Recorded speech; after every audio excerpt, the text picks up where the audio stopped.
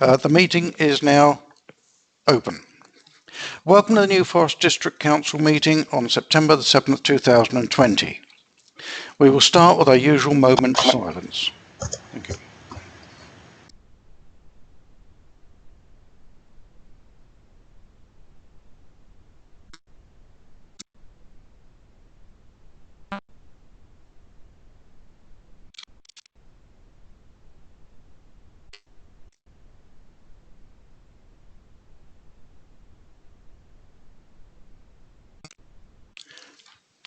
We'll resume.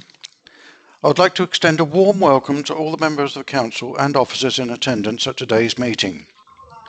Welcome to members of the public and press who may be watching the meeting live on YouTube. I am Councillor Alan Glass, Chairman of the Council. I would remind all participants that this meeting is being broadcast live and will be available for repeated viewing. Please would all participants note the following procedures for the meeting I intend to follow as the Chairman, which have been well circulated as the Councillors' ground rules for virtual meetings.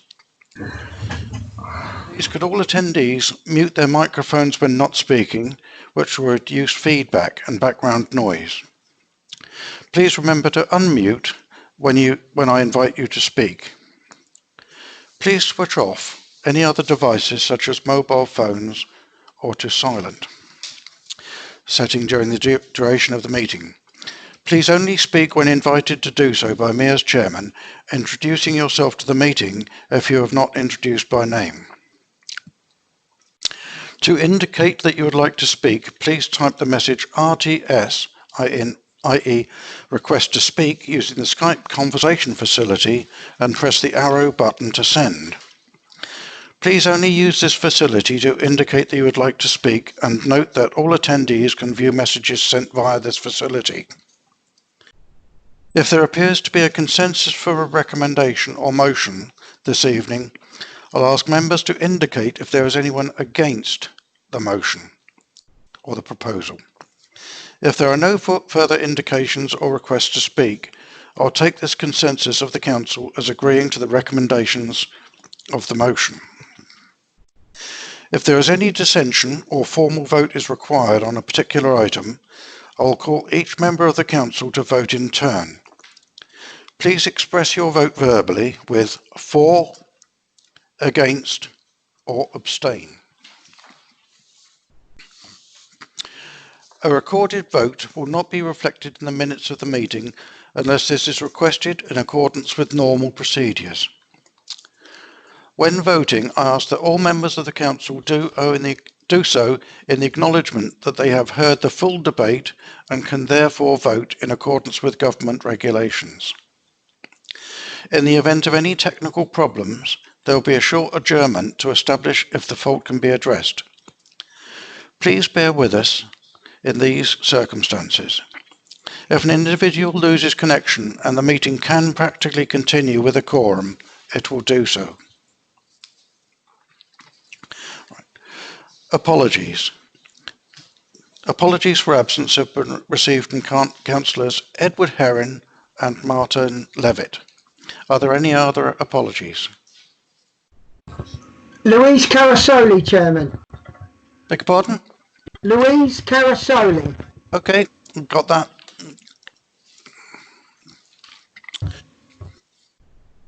Agenda item 1, minutes. Do any members have any matters to raise in respect of the accuracy of the minutes of the meeting held on the 6th of July 2020? Otherwise, I will take this consensus as agreement for the minute signing.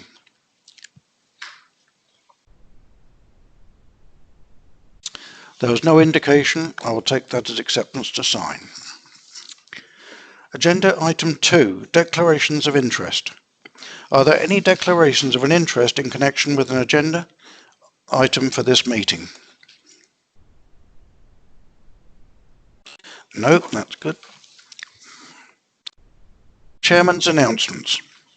Members, it is with great sadness that I learned that the former NFDC councillor Christine Ford sadly passed away on the 1st of August 2020. This is our first full council meeting since that date.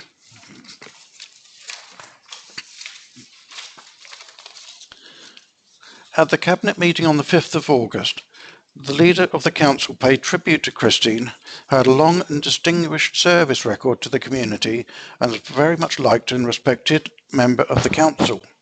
She would be sorely missed by all who knew her. Due to current restrictions, I can inform you that the funeral arrangements were private and by invitation. However, it is hoped that a memorial service may take place in the new year. I'll ensure councillors are made aware of these arrangements. Merchant Navy Day.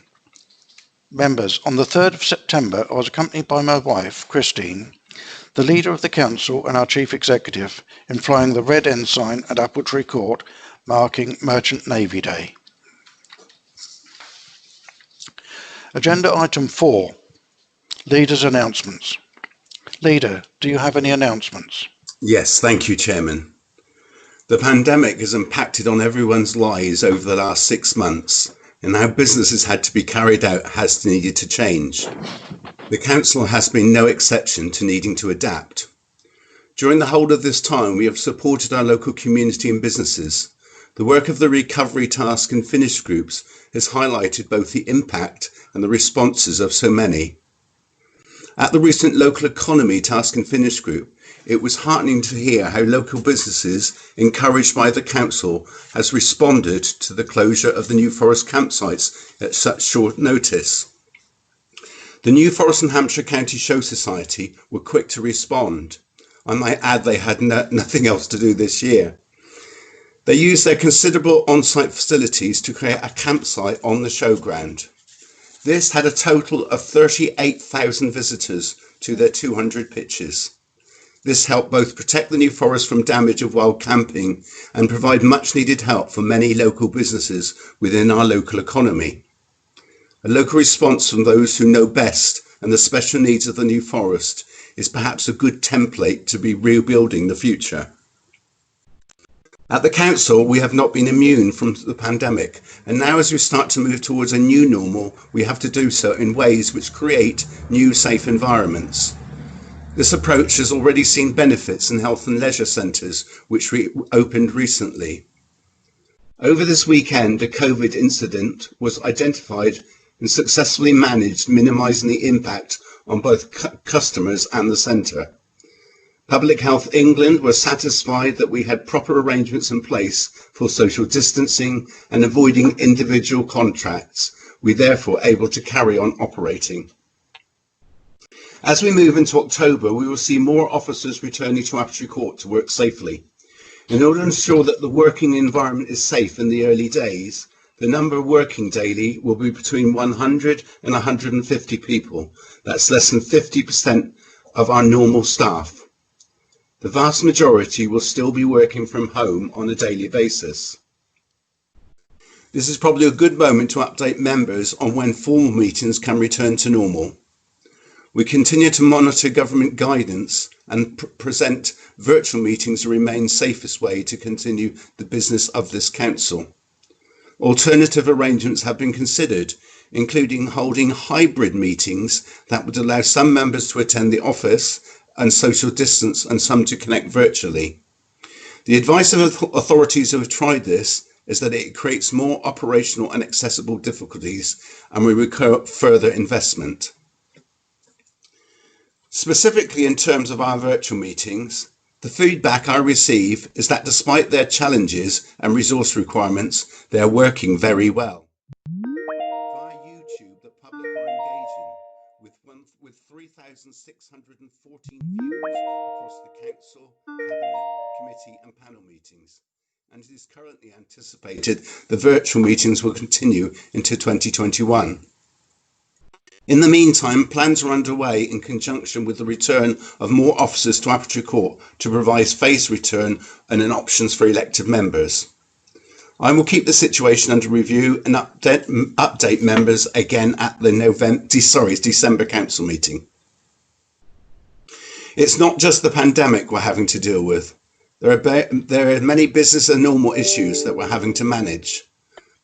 The storm damage at Milford that occurred at the start of the year will shortly have some emergency works carried out that hopefully will provide with some winter protection, both to the council's assets and those of our residents. We are taking emergency action here not only to safeguard the coastline, but protect our local taxpayers from the significant financial burden had we not applied for funding. I understand that our two applications for financial support of £850,000 to the Southern Region Flood and Coastal Committee, that's levy funding, are proceeding positively. We should know the outcome by November. The funding will not deliver a financial solution. I appreciate local Milford residents are rightly concerned, but it will enable emergency works to be carried out before the winter, enable discussions to take place with local residents over the more long-term solution. As members can see, that despite everything, it remains a very busy time at the council, but we're working and continue to deliver to our local community. And I thank you all for your involvement in that. That completes my report, Chairman. Thank you. Agenda item 5, reports of the Cabinet, pages 21 and 22, and supplementary agenda. We will now move to the reports of the Cabinet dated the 5th of August and the 2nd of September. Leader, would you move the adoption of these? I'm very pleased to do so, Chairman. Thank you. Councillor Cleary, I understand that you wish to second. Yes, thank you, Chairman. I wish to second both reports. Thank you. I will now call each item of the reports on the Cabinet dated the 5th of August and the 2nd of September 2020 and ask if any member wishes to speak. Please note that there are two recommendations for the Council, both from the 2nd of September. I will pause in particular at those items. Item 1. Item 2. Item 3. Item 4. Item 5. Item 6. And now we have the recommendations for the 2nd of September. Item 1. Item 2, Emergency Budgets 2020-21. This item has recommendations.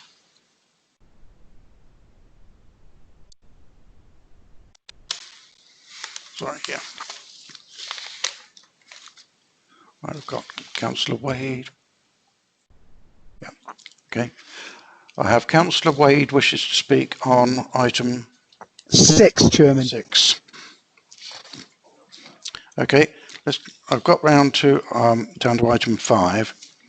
Item 6, the vision for the waterside. I would like to say that from the chair, I am really pleased with this because it shows that we're working together all the way along the waterside to improve the waterside overall, and that we'll get far more done by working as a large group, and hope that this will bring a benefit to the whole of the waterside. Okay, I've got an RTS from Councillor Malcolm Wade. Item Councillor 6, Wade. Chairman. Chairman, mine's item 6, the electoral review. Right.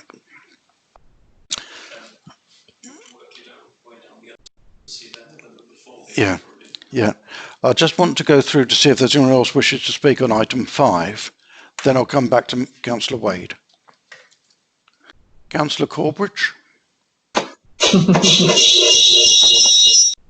Thank you, Chairman. I am also on item 6. Okay, I'll come back when we actually deal with item 6. Thank you. Councillor Davis. Yeah, sorry to disappoint. I was item 6 as well. Okay, and I'll see the other one. Councillor Duke is item 6.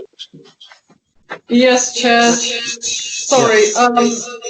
If item on the electoral review, is that item 6 as well? That's item 6, yes. I've got David Harrison. Is that on item 6 or item 5? No, thank you, Chairman. I'm further ahead than everybody. I'm on the emergency budget. Okay, can you come back in and repeat when you get right down to that item on the agenda? Yes, surely. Yeah.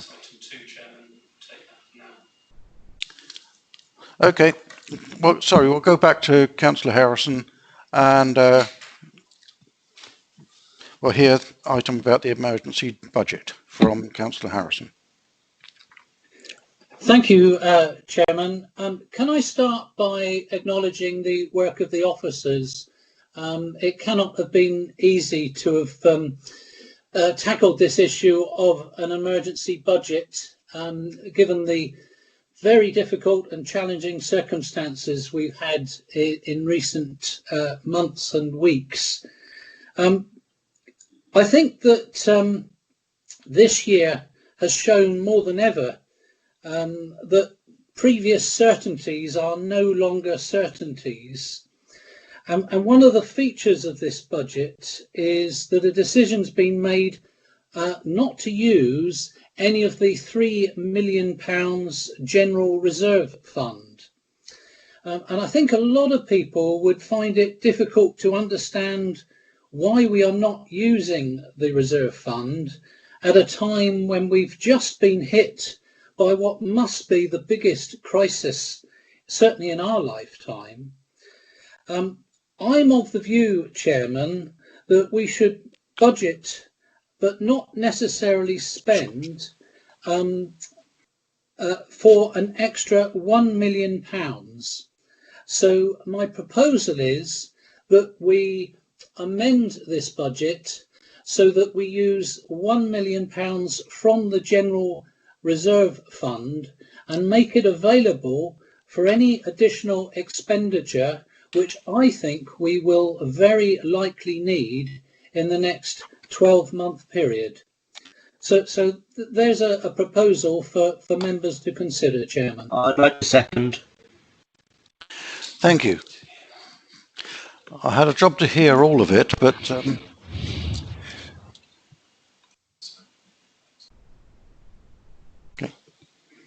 So 1 second, I'm just getting advice.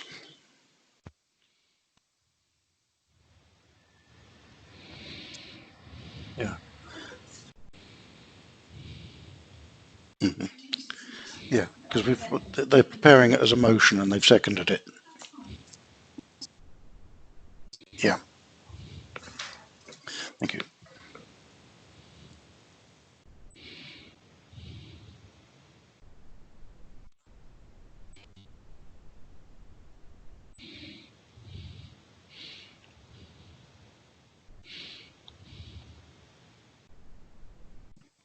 Alan, you're muted. Okay. Have any other councillors got any comments to make on these amendments? Chairman, I did make a request to speak. So where are you? Councillor Heron, Chairman. Okay. Chairman, I thought it was worthy of a comment. You're the last one on the list at the moment. Yes, but it was obviously on the. I did write budget next to it for you to try to help you, Chairman. I'm sorry, I've got connection problems, so I'm going to leave my video off. Chairman, it was an interesting thought from Councillor Harrison that we should perhaps use the reserves. It might have been helpful if he had attended the cabinet meeting where he could have had a better explanation on the whole raft of the expenditure, not only for the revisions to this year's budget, but also to the medium-term financial plan. And he will see that as we go forward, a lot of the figures that we've had to base that on have to be estimated. As he says, we live in exceptional times. We have a reserve for exactly that. We have not ruled out the using of the reserve, but actually due to the Conservative administration having a good sound financial management and not pulling figures out of the hat at a council meeting without doing the background work, he would have known that it's still available if something further does happen, and there are always a lot of uncertainties in this time. We will have the facility to draw down on it. Fortunately, so far we have managed to navigate our way through this very difficult time without doing so, but it is exactly that. It is a reserve. It's not off limits. It's there if we need it, but it's certainly not there to randomly spend just because it's there, so that when we next have a hard time, there is nothing available. And if you look at the medium-term financial plan, as I say, going forward after this year, you will look that we still have a deal of uncertainty, and that it may well be called upon at some point in the future. We have fully funded this year's expenditure, and I am delighted, and all credit must go to our officers, but that does not mean that this is now time to start wasting our reserves and trying to think of a reason to spend them. They will serve us well in the future. Thank you. Thank you very much, Councillor Heron. I did listen to your speech at Cabinet, and I found it very good. But we have got a proposal and a seconder. I'll just ask if they wish to speak, or if anyone else wishes to speak on that, and then we'll get on if we need a vote. Does anyone else wish to speak on that? I would like to. I have said RTS budget, but I think Councillor Chris. Councillor Rackham. Yes, it's just to say that we've set up these task and finish groups to look into what members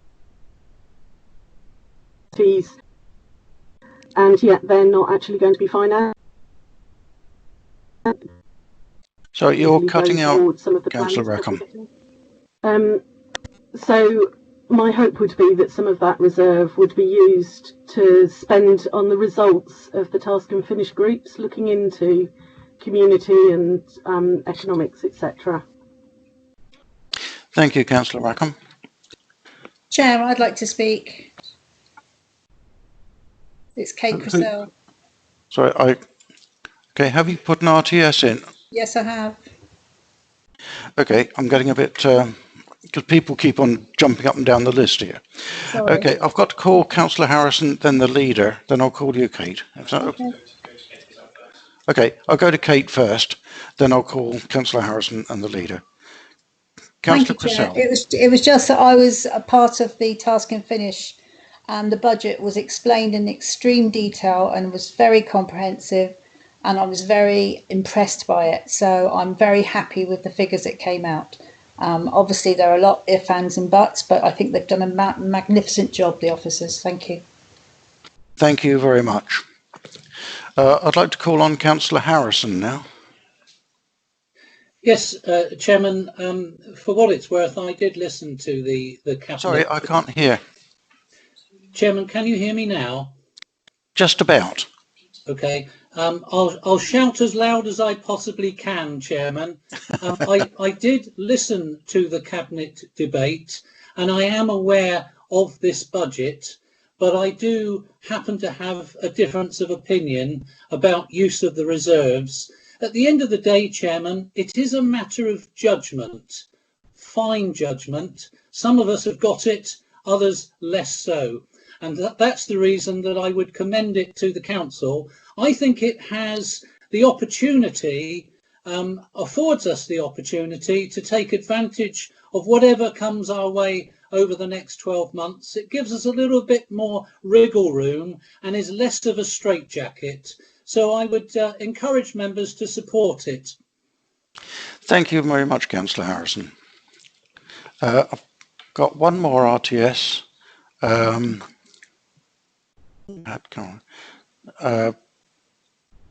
Councillor Jack Daniels. Sorry, Jack Davis. Just a very brief point. Just a very brief point to say that I think I agree with Councillor Harrison in that drawing down extra on reserves at this time would allow us to have greater flexibility with regards to protecting local services. Obviously, we understand that times are hard, but the reserve is there for a rainy day, and if this isn't a rainy day, then I don't know what is. So I really would urge other members to support this motion so that we can make sure that we deliver the best for our residents. Thank you. Thank you very much.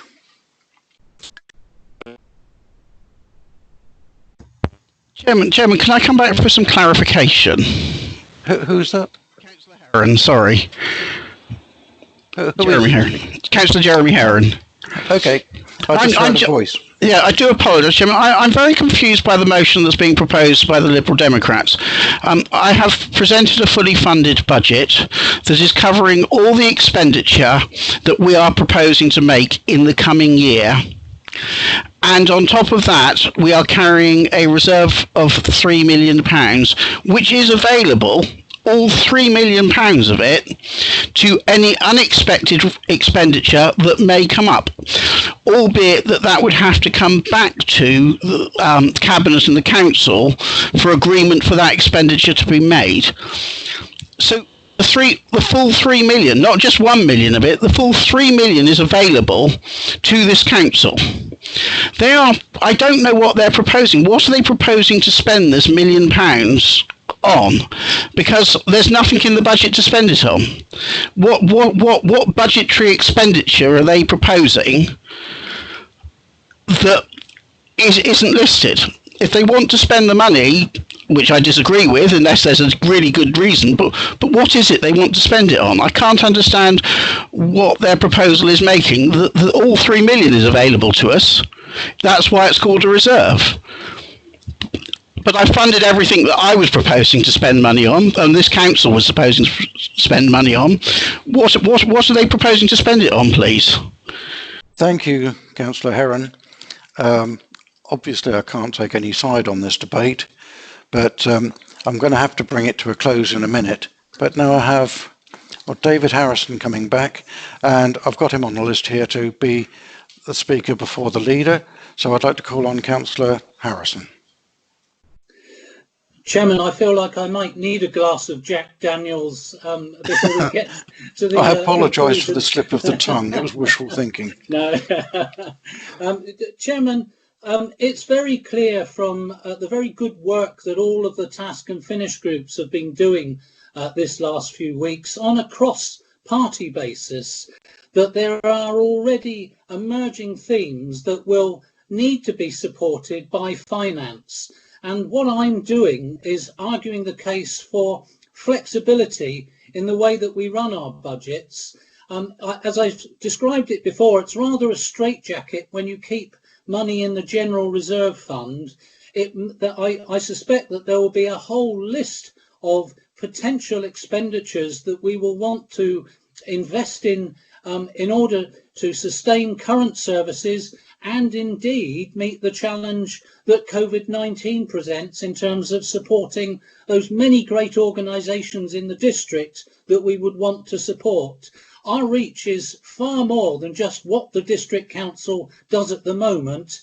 Our reach is well beyond the boundaries involving partners, people from the voluntary sector, etc., etc. And I know Jeremy supports the principle of moving quickly when we need to, and I think that my proposal gives us just that ability. Thank you, Chairman. Thank you, Councillor Harrison. I'll call upon the leader, then I'll go for a vote. Thank you very much, Chairman. I am hoping that the councillors tonight will support the recommendation and the emergency budget that's in place. I realise that David has a job to do, but the idea of just trying to throw a spanner in the works at the last minute is quite annoying. The portfolio holders, all of them, work very hard with Jeremy Heron and the staff in each department of this council to produce a balanced budget at this particular time in these circumstances. And I feel they've got it about right. I'm really quite proud of what they put together and where NFDC sits at this time. So I hope that people will support the recommendation as it is. Thank you. Thank you, Councillor Rickman. I'll now ask the Chief Executive to take a vote. Can I request a recorded vote? Sorry. Yeah, I'd like to... Sorry, someone spoke, I don't know who, because it's not on the RTS. Councillor Davis, can I request a recorded vote? Okay, we'll do a recorded vote. I'll now ask the Chief Executive to take a vote from everybody that's here. Thank you. The amendment that we're voting on is to use £1 million of reserves on future expenditure. Can I ask each councillor whether you are for or against or will abstain from that proposal? Councillor Alvey. Against. Councillor Andrews. Against. Councillor Bellows. Against. Councillor Benison. Against. Councillor Blunden. Against. Councillor Brand. Councillor Brunsden. For. Councillor Carpenter. Against. Councillor Mark Clark. For. Councillor Rebecca Clark. Abstain. Councillor Steve Clark. Against. Councillor Jill Cleary. Against. Councillor Corbridge. Against. Councillor Craze. Against. Councillor Crisell. Against. Councillor Jack Davies. For. Councillor Steve Davies. Against. Councillor Arthur Davis. Against. Councillor Delamere.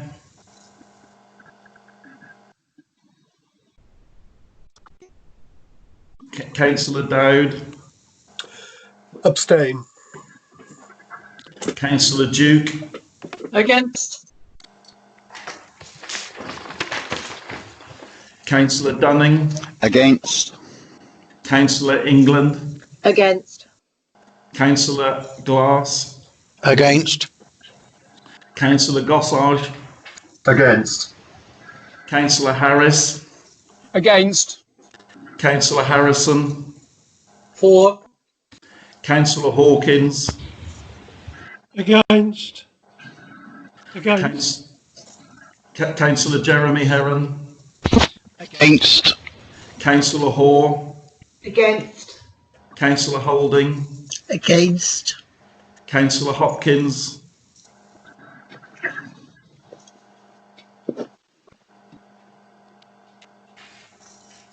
Councillor Canagarney.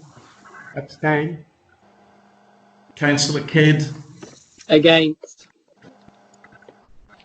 Councillor Lane. Against. Councillor McAvoy. Against. Councillor Murray.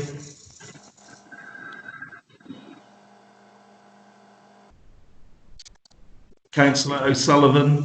Against. Councillor Osborne. For. Councillor Penman. Against. Councillor Rackham. For. Councillor Reid.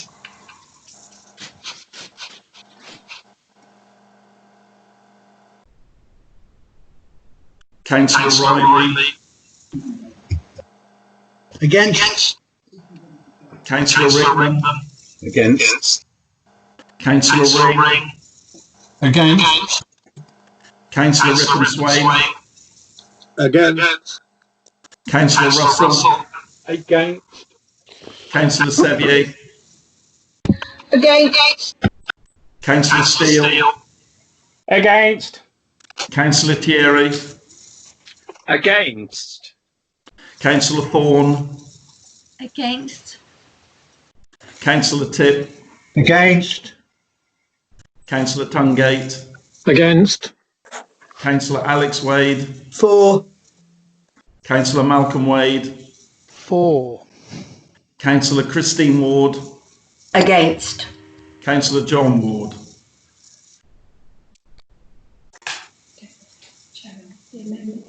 Sorry, against. Thank you. The amendment is lost. Thank you. So we'll carry on with the recommendations. Yeah. Item 3, item 4,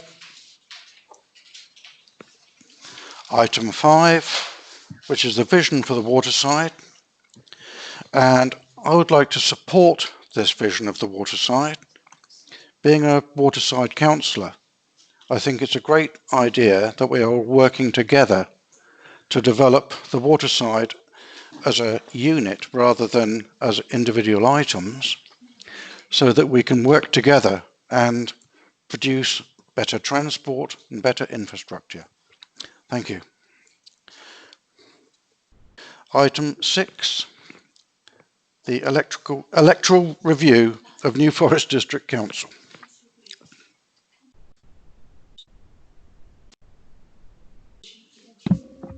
Sorry, I did ask to speak. I beg your pardon, Councillor Wade. I didn't see your RTS come up. Councillor Wade, would you like to speak now? Yeah, Chairman. Yeah, I just wanted to say something about the water side. Actually, you went too quick. I totally agree with you that it's good to see everybody working together. And the points which I have made consistently about this, I would have liked to have seen the vision to be more encompassing and more involving the community, because therefore it will be much stronger in engaging government support to see a more rounded vision. And I make that point as I've made it all along. That's all, Chairman. But I would like to speak on item 6 at your convenience. When we get to item 6, I'll take item 6. Thank you very much, Councillor Wade. Where are we? And everything's just moved.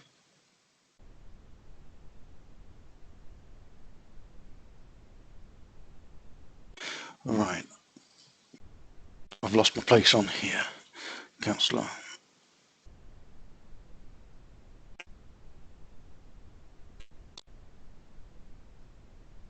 Well, I haven't got her name on here at the moment. Ah, Councillor Rackham, yes. Yes, Sorry. I wanted to speak on the waterside vision as well. Yes. Sorry about the slight loss, but that's okay. We got moved them on my computer here. So I would like to say thank you to Claire and her team for the work that they've done on this. They really listened, which was fantastic, and there's a number of points that have made it into that vision, which we really needed to have in there. There is a lot more work that I think needs to be done, and everybody's acknowledged that. So I just wanted to get some official response that particularly the town centres will be looked into in addition to this particular document. Thank you to Councillor Rackham. I'm sorry for the confusion at the start, but my list all moved here. I'm certain this will be a programme that's going on for a long time, and I'm certain we can all put a very good input into it. We've had Councillor Wade. Councillor Jack Davis.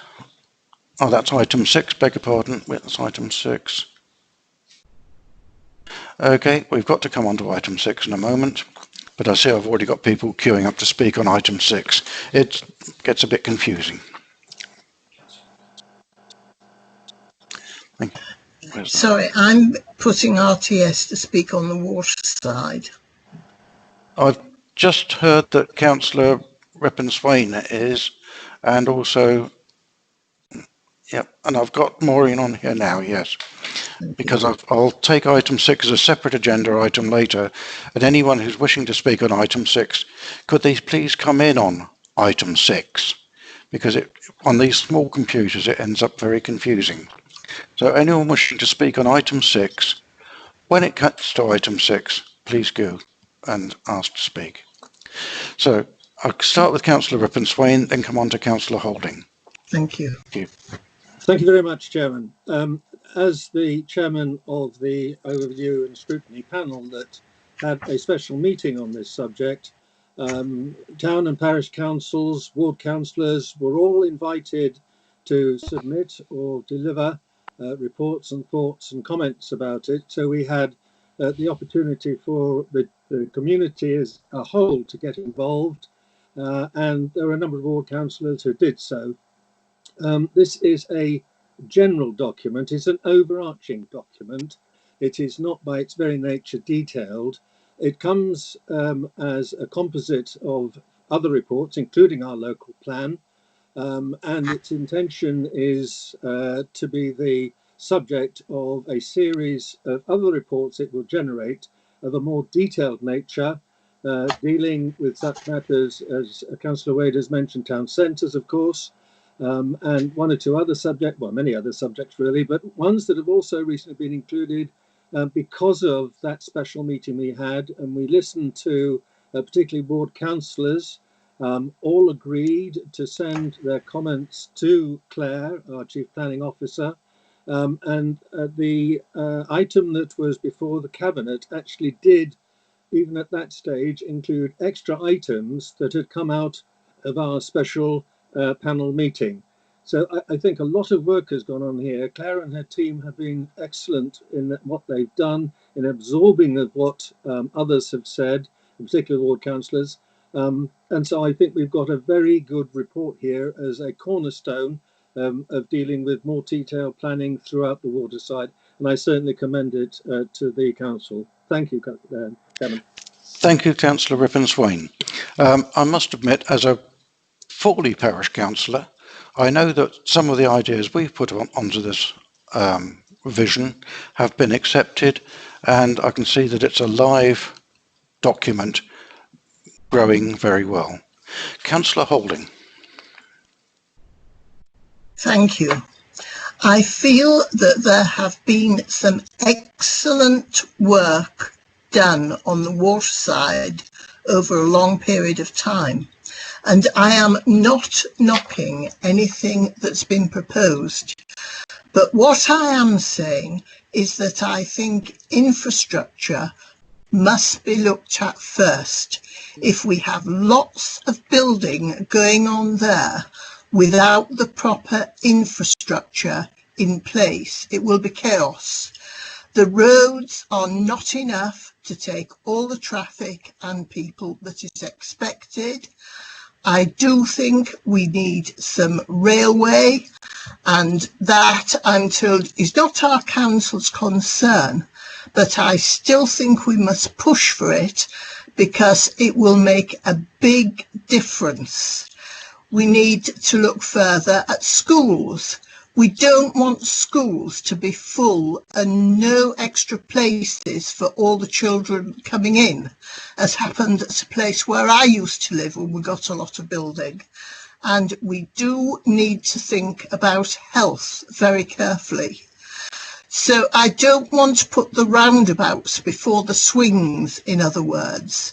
I want it all to be coordinated, and I honestly don't feel that we should go on cramming houses until we have the proper infrastructure in place or promised.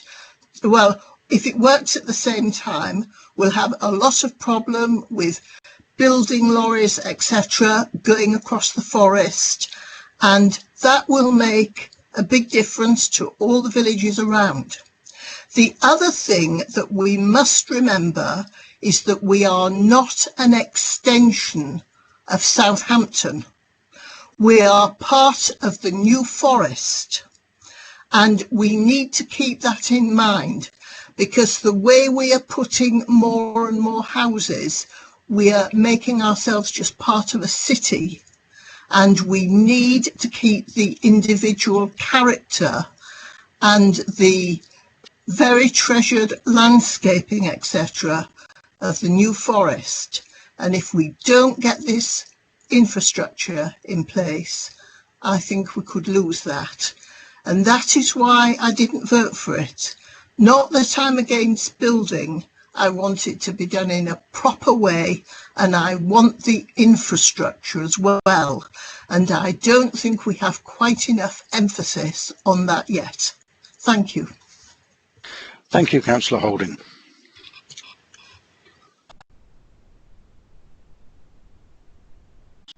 I haven't got any other people requesting to speak on this item. And as I said before, because of all the confusion, if anyone wishes to speak on the next item, please contact during the next item. Otherwise it gets terribly muddly from this end. Thank you. I'll now go on to item 6, electoral review of the New Forest. Members, I've received notification of 2 proposed amendments for this item, which I intend to deal with first before any further debate. Councillor Corbridge, I understand that you wish to move an amendment which has been circulated to all councillors concerning the ward boundaries in Lymington and Pennington. Thank you, Chairman. Members, I'd like to move the amendment to the Council's consultation response to the Local Government Boundary Commission as set out in the paper circulated to all councillors entitled Lymington and Pennington wards. The proposal simplifies the boundary between Lymington and Pennington whilst fulfilling the criteria of balancing the elector numbers. I understand that Councillor Barry Dunning wishes to second. Thank you. Councillor Dunning, do you wish to second? Yes, that is correct. I would like to second.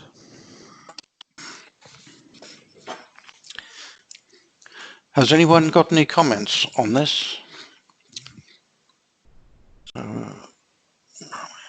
RTS. I've got Councillor Wade, item 6. Chairman, I wish to move our amendment. I don't know whether you want me to do that now or in a minute. The next one I'll bring separately. Okay. Thank you. And I've got Councillor, yeah, I've got her. Councillor England. Thank you, Chairman. Thank you, Chairman. I would just like to say that, as Councillor Corbett has pointed out, that this is a numbers game that has happened, and the fact that I'd like this comment made very clear that Buckland has no affinity with Lymington. It doesn't even have its own shop, apart from it has a garage, which is on the boundary of Boulder. And this is something that I feel needs to be duly noted. Thank you. Okay. Thank you, Councillor England. It was very quiet, but we just about heard you. Sorry. Okay. Thank you. Councillor Davies. Yes, I would just like to speak on this amendment. I would firstly just like to say that I'm very disappointed in the review. We were told it was each criteria was chosen or was selected or equal importance. Well, I'm very concerned that Pennington, the boundary between Lymington and Pennington at least, pleases. You've got people who are in kind of Belmore area of Lymington, and people who are in the kind of St Anne's Gardens and Eastern Road area of Lymington who don't want to be represented by a ward name that is Pennington. And I think that that's something that has to be noted, and certainly we should be saying to the the Local Government Boundary Commission that we aren't happy with the proposed ward boundary on the basis that it doesn't take into account each criteria. It focuses purely on the numbers, and it's pretty clear that it is a zero-sum game when it comes to numbers. The only sort of support we'll get from the Boundary Commission is to move it into another area so that the numbers match up, and I do think we lose a bit of the community here. Certainly, as the ward boundary as it is currently has worked brilliantly for the last God knows how many years it's been there. So yes, that's all I'd like to say, is that I feel like community has been lost in this process, and it's become only about the number crunching and not about the communities involved. Thank you very much, Councillor Davis.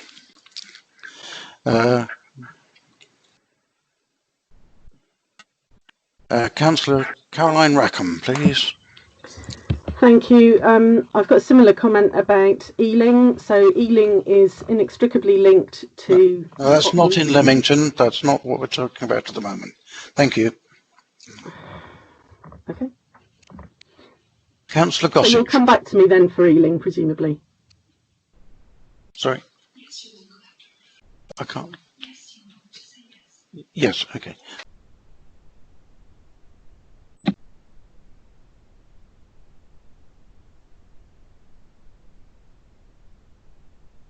Councillor Glass, you're muted.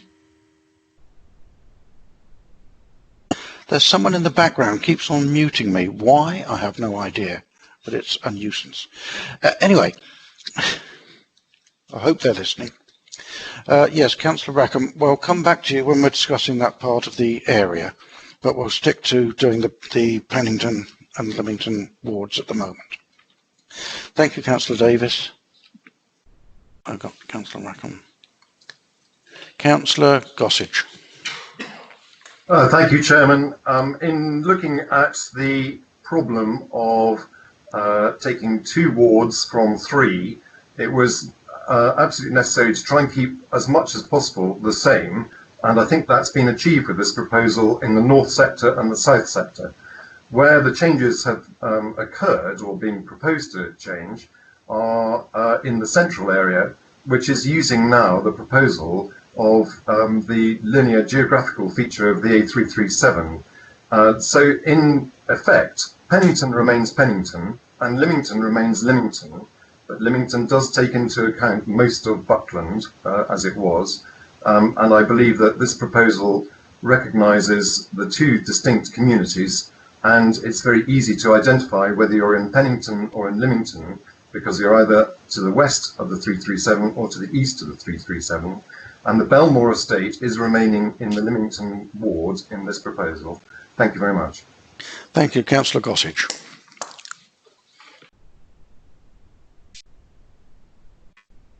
I've got another call from Councillor Jack Davis. Councillor Davis. Yeah, I'd just like to respond to this. I do believe this amendment just about is better than the current proposals. I would suggest a name change on both of them. I mean, just to the Lymington and Buckland, or Lymington and most of Buckland ward, would probably serve as Lymington and Lower Buckland. I'd prefer that to be the name, as I think it gives homage to the historical nature of Buckland, as well as the kind of the nature of the town, as it were. But I do think So, Davis, is this a response to the... Yes. Or is it a new speech? Because it doesn't seem relevant to what Councillor... You have spoken, and it doesn't seem to be pertinent. So I'm going to ask you to stop there. I'm speaking Councillor Davis, I'm asking you to stop. Thank you. I was speaking to Councillor Gossage's reply. No. I've taken advice, and it wasn't. Thank you.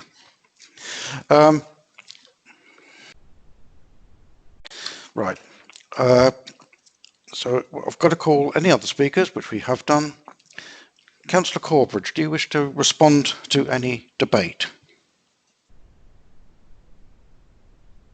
Councillor Corbridge?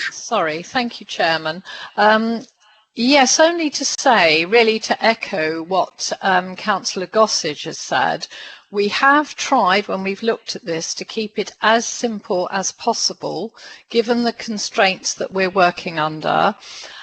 We have managed to virtually balance the elector numbers in shedding 1 ward, and it's to be hoped by primarily using the A337 as a boundary, not that many people will have changed, and so really we've just tried to simplify it as much as we can.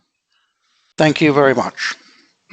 Now, can I call on the Leader of the Council to respond? Thank you very much, Chairman. I'm happy to support the amendment that's tabled tonight. I think it makes sense. It is true what Jackie England said a few minutes ago. She says numbers, but I have to remind her it's not a game. It's a very serious amount of work that's gone in through months of local members, and indeed this is a last minute slight change from local members working hard in their communities.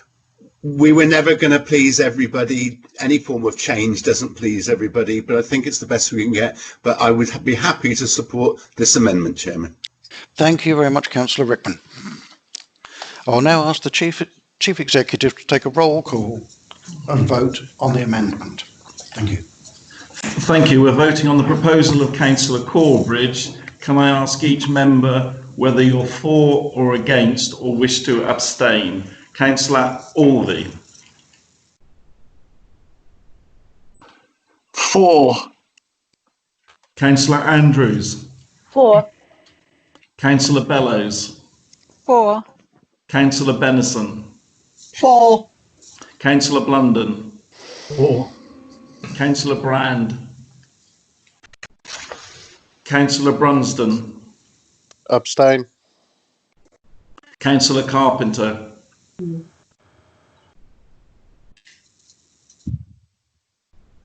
Councillor Mark Clark. For. Councillor Rebecca Clark. 4. Councillor Steve Clark. 4. Councillor Jill Cleary. 4. Councillor Corbridge. 4. Councillor Craze. 4. Councillor Crisell. 4. Councillor Jack Davies.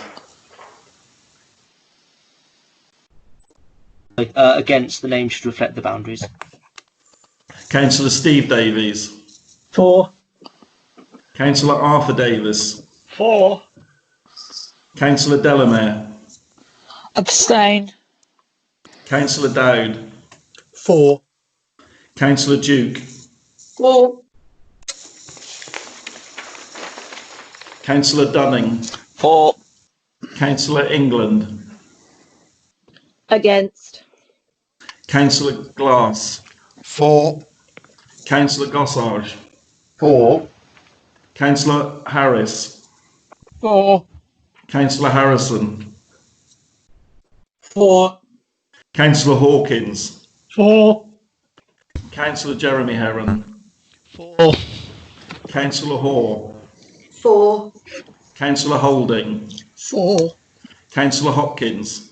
4. Councillor Canagarney. Abstain.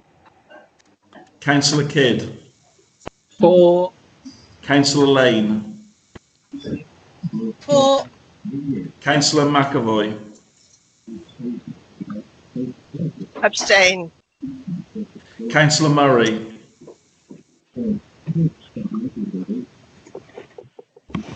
Councillor O'Sullivan. 4.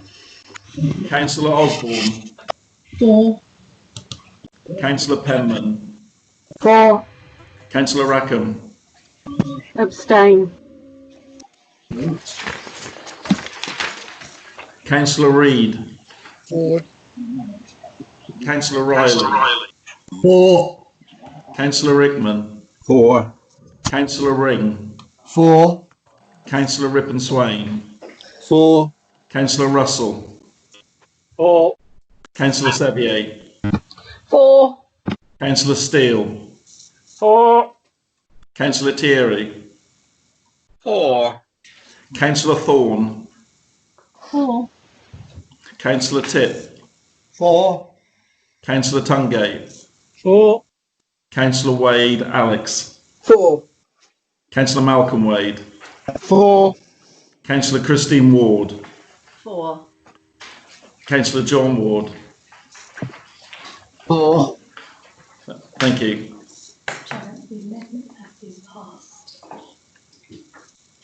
The amendment has been passed. Thank you very much.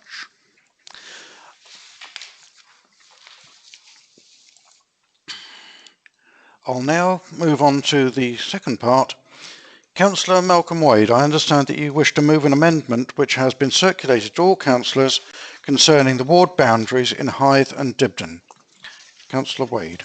Thank you, Chairman. I must say at the beginning of this, two things. We recognise and support this authority's wish to reduce the number of members to 48. And we recognise a lot of hard work has gone into this process so far, and it is challenging. It's not easy for everybody. I would personally like to thank Matt Wisdom for the support he gave us in producing some of the detail that we needed to make this amendment accurate and representative of what we want to talk about. This amendment, Chairman, in no way affects the warding pattern or voters of any other ward in the New Forest district apart from Hythe and Dibden. It is totally an internal thing. Hythe and Dibden is the second most populated community in the district, and by its nature, it has a level of sub-communities inside Hythe and Dibden, which we feel are better reflected and represented via 3 two-member wards instead of 2 3-member wards. And we have given a detail, which I won't waste members' time by going over again. It's already in the amendment. And we ask for the support of this authority to have this amendment to the Boundary Commission, which we think is better reflective of the voters wishes and the voters of Hythe and Dibden. And I know Councillor Dowd is going to second this. Thank you, Chairman. Thank you, Councillor Wade. Councillor Dowd, can I ask you if you wish to second this? I do wish to second it, Chairman. Thank you. Are there any other speakers? I see I've got Councillor Alex Wade. Would you like to speak?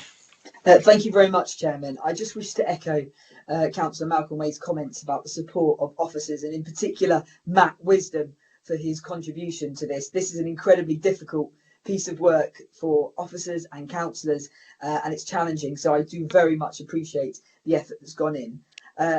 What we're really worked on here is trying to create the village of Hythe. Is quite unique within having its own ward now and not attached to sort of other areas, while using the Challenger Way Road and going down between the end of Hythe and access to Dibden. That also creates a further identity between the three patterns. So we think there's a lot of clarity and community cohesion with these boundaries, and we would like to present them obviously to the wider council for support. So thank you very much.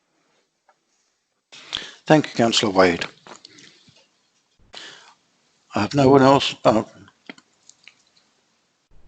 I've got Jan Duke saying, confused are we on item 7?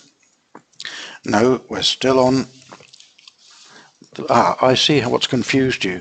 No, we're still on item 5, but it was the second part. Okay, so now I'll carry on to anyone else wishing to speak? No. Can I ask the Councillor Wade if he wishes to respond to any debate? There hasn't been a lot. We haven't really had any, Chairman, so I wouldn't waste the council's time by repeating any of the good points that Councillor Alex Wade or myself have already said. Thank you, Chair. Thank you. Can I call on the Leader of the Council to comment? Yes. Or to respond to the debate? Yes, thank you, Chairman. Here again is where a good deal of work has gone in a local basis, and so I'm happy to support the amendment and would echo a great thanks to Matt Wisdom, because this was a difficult thing to try and sort through. So thank you for everybody. Happy to support it. Thank you, Councillor Rickman. Members, the recommendations have been duly moved and seconded. I will now ask the Chief Executive to take a recorded vote on the adoption of the reports of the Cabinet. On the amendment. Beg your pardon. On the amendment. Beg your pardon. Thank you, Chairman. Again, taking a recorded vote on the proposal of Councillor Malcolm Wade, which was supported by Councillor Dowd. I'd like to know whether you are for, against, or wish to abstain. Councillor Orvey. For. Councillor Andrews. For. Councillor Bellows. For. Councillor Benison. For. Councillor Blunden. For. Councillor Brunsden. For. Councillor Carpenter. For. Councillor Mark Clark. Sorry, for. Councillor Rebecca Clark. For. Councillor Steve Clark. For. Councillor Cleary. For. Councillor Corbridge. For. Councillor Craze. For. Councillor Crisell. For. Councillor Jack Davies. For. Councillor Steve Davies. For. Councillor Arthur Davis. For. Councillor Delamere. For. Councillor Dowd. For. Councillor Duke.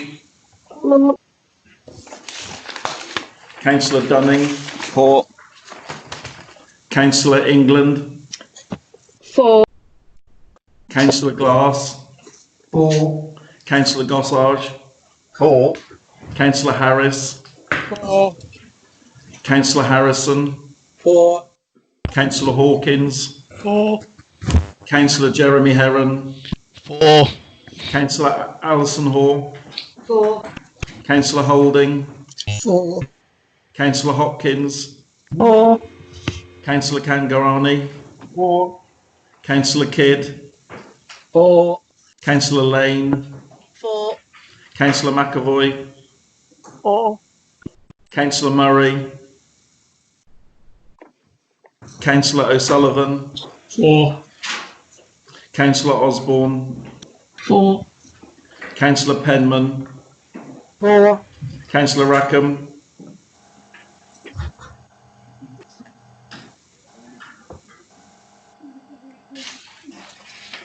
Councillor Reid.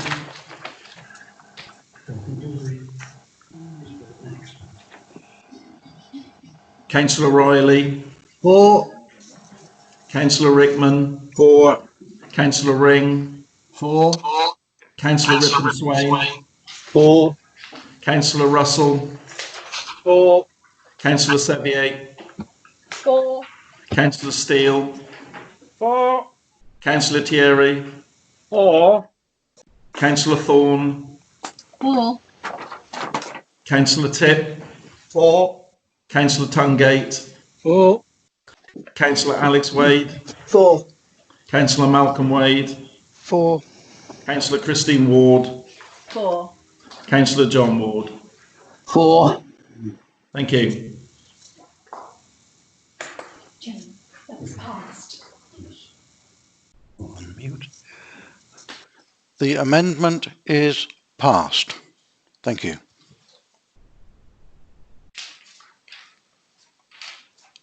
They wish to speak on. Okay.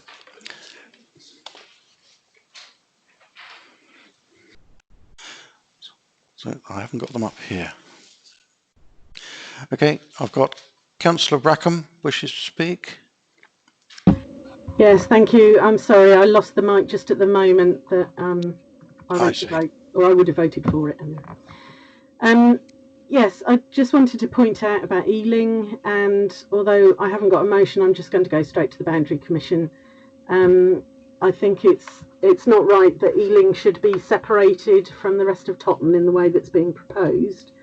Every part of Ealing will need, Totton and Ealing will need completely different ballot papers when it comes to the town vote, which is traditionally held at the same time, in a rather unusual way, which is one of the considerations. Another consideration is, of course, community, and Totton's carnival is held on Ealing's Wreck. The residents take part in the town's lantern procession and the remembrance parade. Ealing looks towards Totton for any amenities, and it's just not right that Ealing should be separated from Totton for the sake of maths, which is what seems to be going on here. So I just wanted to make that point very clear. Thank you, Councillor Rackham. Unfortunately, it's not on the agenda for today. Sorry, Councillor Duke. Yeah, I've got that one down here. Yeah, that's item 6. That's a Councillor Dukes for that. It says item 6, Environment Overview and Scrutiny. I beg your pardon. Fine. So that was. Sorry about that. It's so many different items. We've now got Councillor Duke who wishes to speak on item 6 of the Cabinet. Yes, hello. Thank you, Chairman. I just wanted to say, huge thanks to everybody who's worked so hard on the electoral boundary issues, and pay particular tribute to Boulder Parish Council. There was a proposal initially to split the parish, and they fought tooth and nail. And I think what they came up with and worked alongside the officers on has been brilliant. And I'm very glad to see that Boulder Parish is now going to stay entire. And I think it's terribly, terribly important with a rural parish. And just for the record, I don't agree about Buckland. Buckland isn't aligned with Boulder particularly. It's an ancient manor of Lymington, and I'm very grateful to the Buckland issue for allowing Boulder to stay together, and I think we'll work well together. So just wanted to record that. Thank you.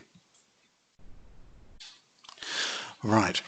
So now I think everyone that wished to speak has spoken. So members, the recommendations have been duly moved and seconded. I will now ask the Chief Executive to take a recorded vote on the adoption of the reports of the Cabinet. Thank you, members. Last time tonight, I think. So can I ask whether you are for, against, or wish to abstain? Councillor Alvey. For. Councillor Andrews. 4. Councillor Bellows. 4. Councillor Benison. 4. Councillor Blunden. 4. Councillor Brunsden. 4. Councillor Carpenter. 4.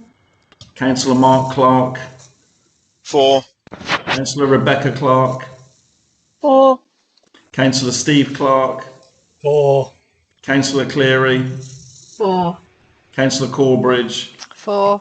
Councillor Craze. 4. Councillor Chrisell. 4.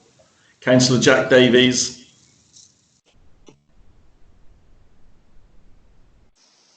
Councillor Steve Davies. 4. Councillor Arthur Davis. 4. Councillor Delamere. 4. Councillor Dowd. 4. Councillor Duke. 4. Councillor Dunning. 4. Councillor England. Abstain. Thank you. Councillor Glass. 4. Councillor Gossage. 4. Councillor Harris. 4. Councillor Harrison. Abstain. Councillor Hawkins. 4. Councillor Jeremy Heron. 4. Councillor Hoare. 4. Councillor Holding. 4. Councillor Hopkins. 4. Councillor Kanagani. Abstain. Councillor Kidd. 4. Councillor Lane. 4. Councillor McAvoy. 4. Councillor Murray. Councillor O'Sullivan. 4. Councillor Osborne. Abstain. Councillor Penman. 4. Councillor Rackham. Abstain. Councillor Reid. 4. Councillor Riley. 4. Councillor Rickman. 4. Councillor Ring. 4. Councillor Rippon Swain. 4. Councillor Russell. 4. Councillor Sevier. 4. Councillor Steele. 4. Councillor Thierry. 4. Councillor Thorne. 4. Councillor Tipp. 4. Councillor Tungate. 4. Councillor Alex Wade. 4. Councillor Malcolm Wade. 4. Councillor Christine Ward. 4. Councillor John Ward. 4. Thank you.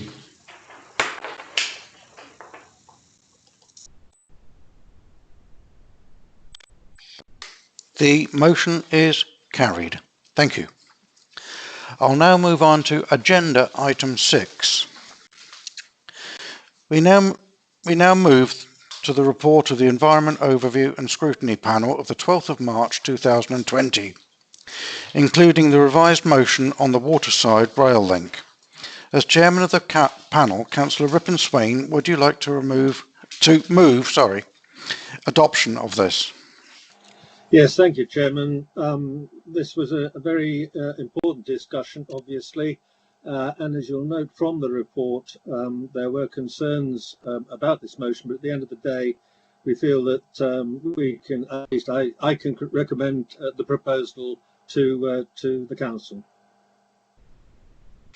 Thank you very much, Councillor Rippon Swain. Councillor Benison, as Vice Chairman of the panel, I understand that you wish to second. Thank you, Chairman. I wish to second that motion. Thank you very much. Have we any speakers on this? I've got Councillor Duke wants to be the first person to get on item 6. Sorry. I believe that was from item 6 of the last one. It got a bit confused then. So I'll go on. Councillor David Harrison wished to speak. Yes, thank you, Chairman. It was myself that started this particular rabbit running because if you recall, Chairman, it was I that put the motion to full council, which subsequently was considered by the Environment Overview and Scrutiny Panel.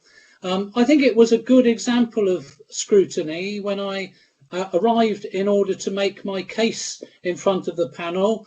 As you might expect, there were both opposition and supporters of the scheme, but I think that the debate was very good. It was chaired extremely well, and of course I'm absolutely delighted with the recommendation. And it does seem now that we've got all the local authorities, as well as the National Park and Hampshire County Council, all lining up. And so I'm very optimistic that before I retire, I will see the return of a passenger service along the Waterside Railway line. Thank you, Chairman. Thank you very much, Councillor Harrison. Now I've got Councillor Malcolm Wade. Thank you, Chairman. I support this because not only for the reasons that Councillor Harrison has suggested, but also that this council recognises the need for multi-modular forms of transport in the way forward. We can't just build bigger roads and fill them with more cars. That's not enough. We need to look at enhancements to public transport, the use of rail, the use of water taxis, and this recommendation not only supports the strategy of this council, but also reflects the way that we need to be forward thinking in how we deal with transport issues going forward. And also the fact that Hampshire County Council, I'm very pleased to say, as a county councillor, is looking at the feasibility for bringing back the Waterside Rail. Thank you, Chairman. Thank you. Have we any other speakers? Yes, I've got Councillor England. Thank you very much, Chair. Thank you, Chairman. Yes, I feel that this is an amazing issue that has now been addressed after a long period of time, and it's visionary, and it's also going to really help with climate change, and it's a legacy, whatever political group and persuasion you belong to. We're only here as custodians for the future people who will leave this legacy. It's in a better place than when we found it. Thank you very much. Thank you, Councillor England. Now I have Councillor Holding. Yes, I am fully in support of this. I think it's crucial that we get this sorted out and get the rail going again. Thank you. Thank you, Councillor Holding. I have no other speakers. So does Councillor Rippon-Swain wish to speak in support of the motion? Yes, Chairman, certainly. I'd like to propose this motion to the Council. Thank you.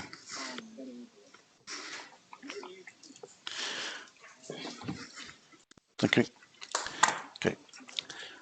Members, the report and motion have been duly moved and seconded.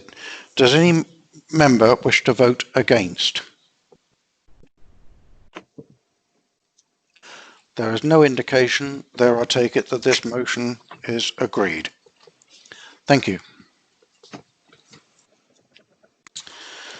Agenda item 7, questions under Standing Order 22. There are none.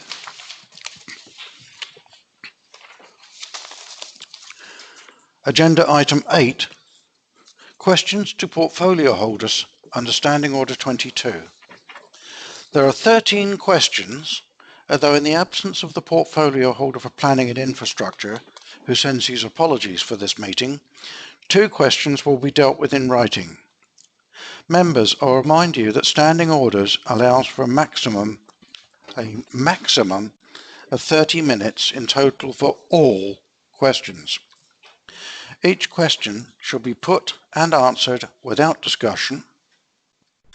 The portfolio holder will have a total of 3 minutes to reply. I'll invite each councillor who has asked a question if they have one supplementary question, which should be dealt with in a maximum of 2 minutes. But just for your information, questions 2 and questions 8 will be dealt with in writing. Right. So I have the first question from Councillor Malcolm Wade to the portfolio holder for Housing Services, Councillor Jill Cleary. Thank you, Chairman. Councillor Cleary. During the current pandemic, with residents and tenants under lockdown, with the stresses and strains that environment brings, how many cases of neighbour disputes involving NFDC tenants has the authority dealt with from the lockdown to the end of August, and how many were settled to the complainant's satisfaction? Thank you. Thank you, Councillor Wade. The government announced a national lockdown on March the 23rd, 2020 due to the COVID-19 pandemic. This, understandably, has had a direct impact on all members of society. The enforced isolation, with household members having to spend almost all of their time indoors, together along with children being unable to access education, has exacerbated tensions within communities. This is evident in the increase of neighbour complaints received by the Council during the period from March the 23rd to August the 31st. The Council's Housing Estates team received 407 initial reports of nuisance incidents between March the 23rd and August the 31st. Of these, 88 cases warranted further investigation.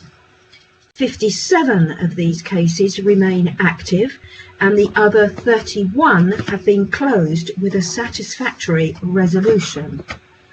Additionally, during this period, 145 tenancy warning letters were issued to identified sources of nuisance.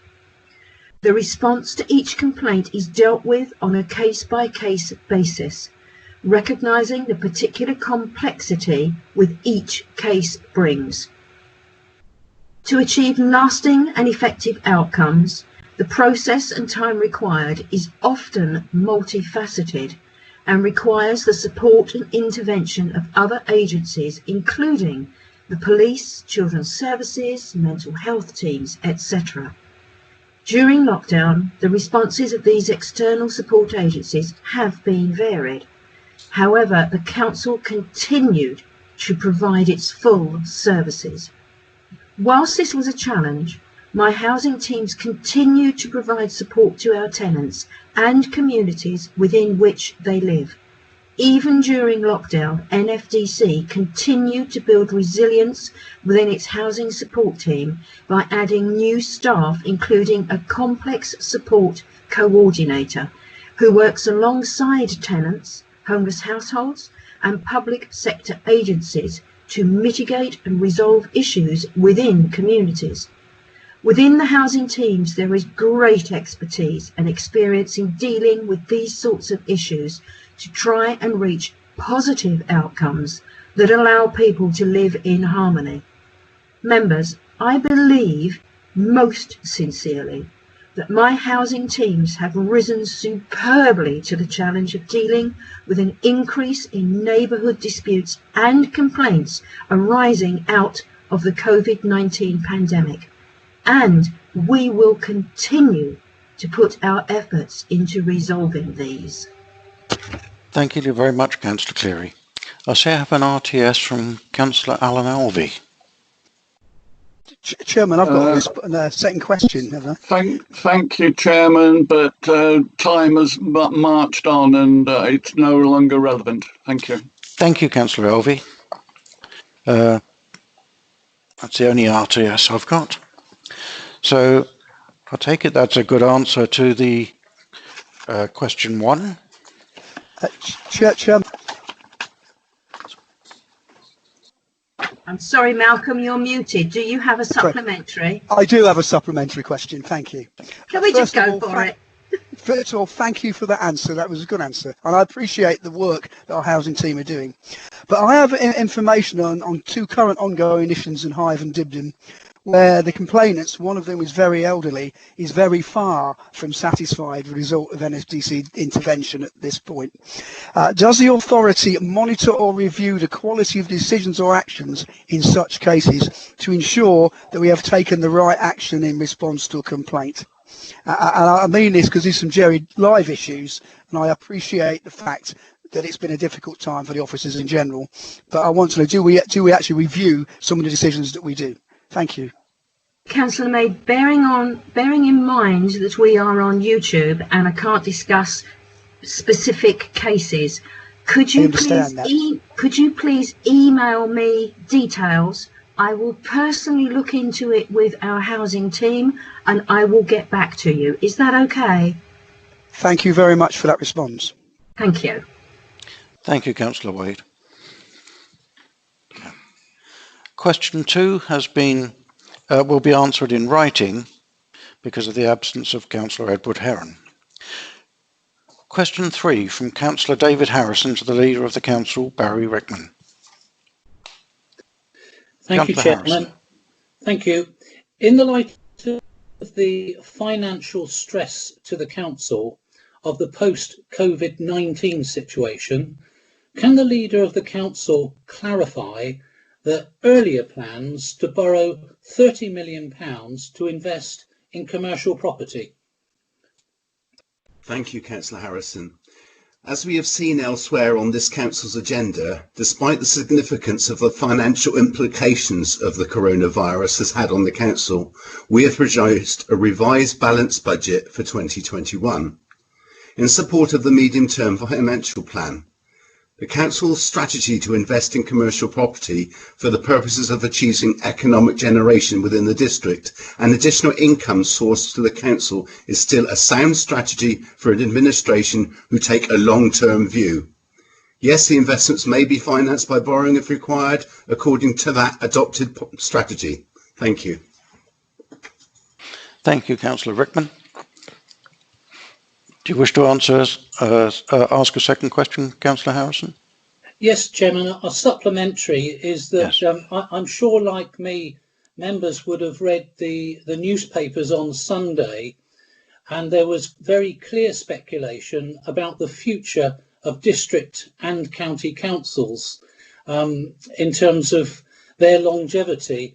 Will this excuse me, Councillor Harrison, we are not taking speculation and confusion into this, so I think we've got to carry on with items that are actually happening.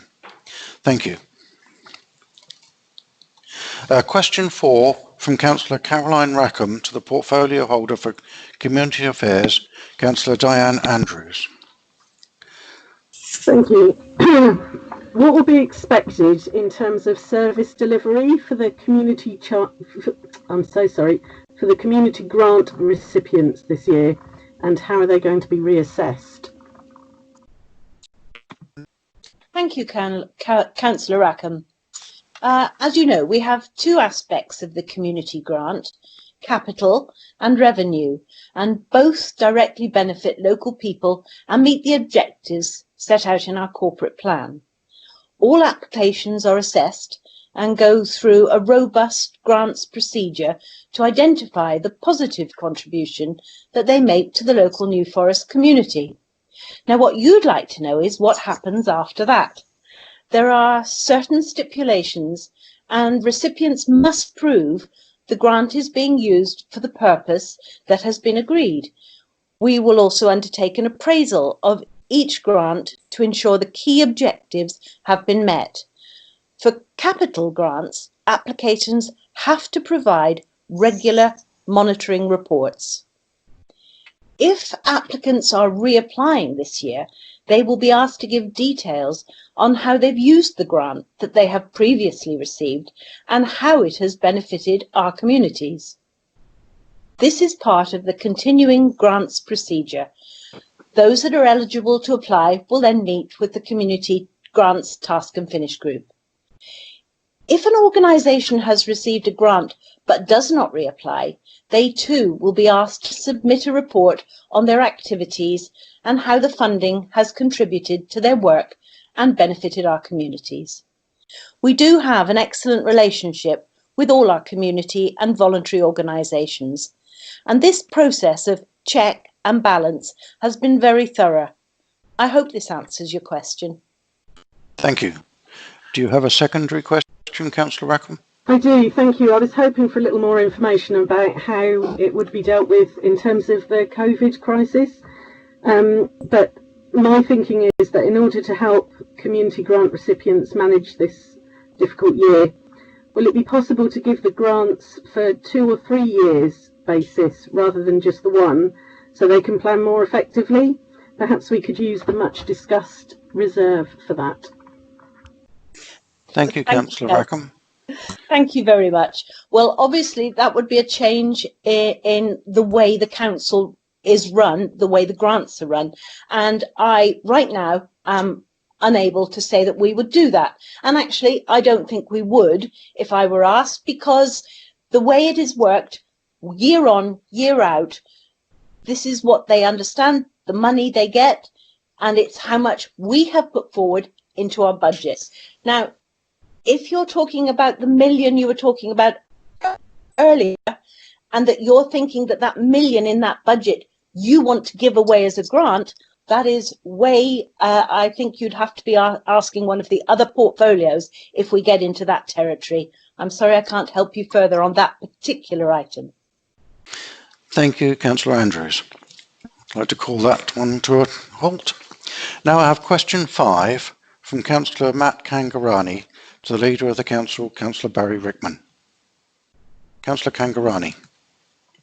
I'm sorry, I've lost my voice at the moment. I can't speak out. Could you read the question, please? Yeah, I asked you have question number 5 to put to the Leader of the Council. Just that I've lost my voice. Do you have the question to read on my behalf? Okay, I'll read it on your behalf. Thank you.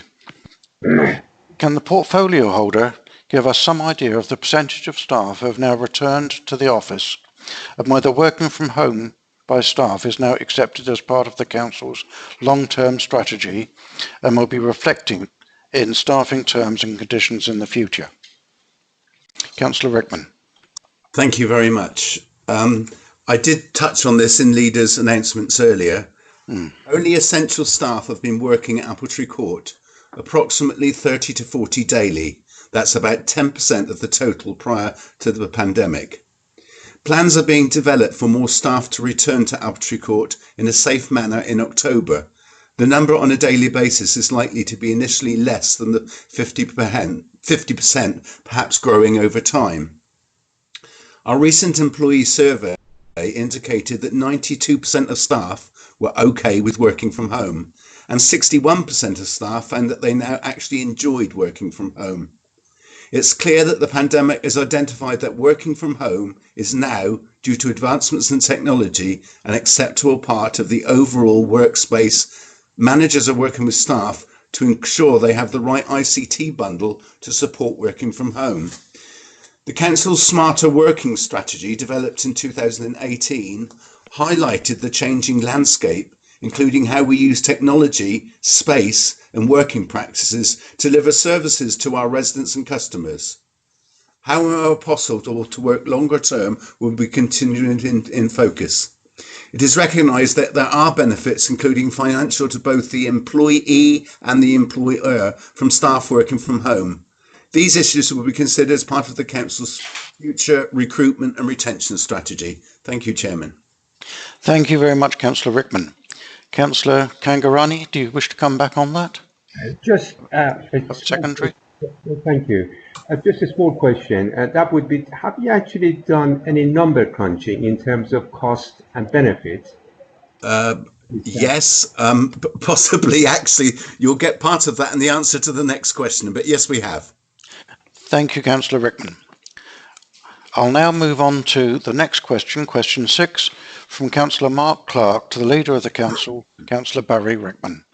Thank you, Mr. Chair. Can we be given a total figure on money saved on specifically councillor travel and subsistence expenses since the lockdown began, given the last full council on July the 6th has gained 481 views on YouTube, and you yourself remarked on the ability of people to across the district to see these meetings going on.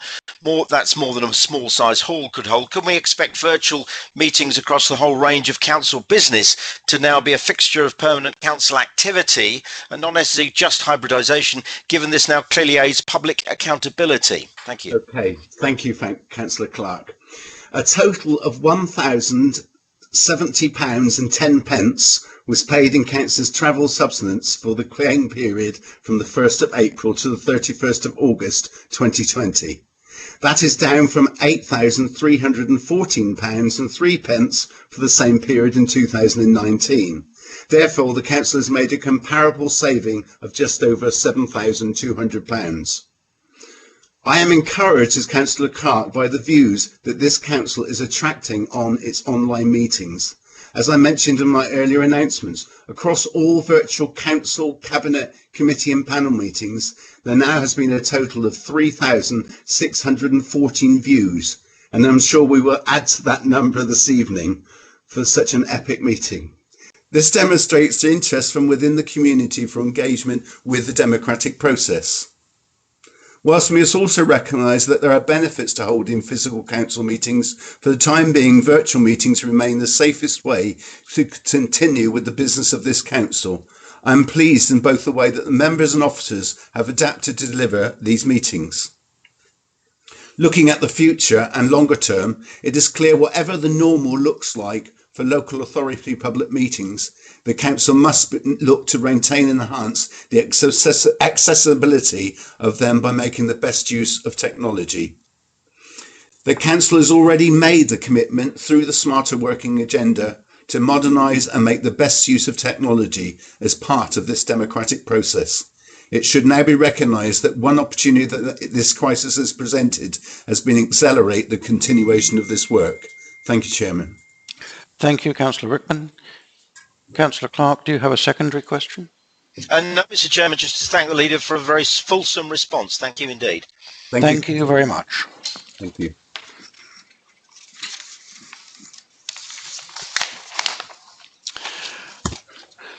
Question 7 from Councillor Alex Wade to the portfolio holder for Community Affairs, Councillor Diane Andrews.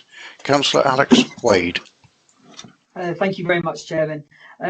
With new ways of working likely to become part of how this council moves forward, what consideration is being given to providing accessible and modern approaches to customer service? Will we look at having Zoom meetings with residents who have to self-isolate?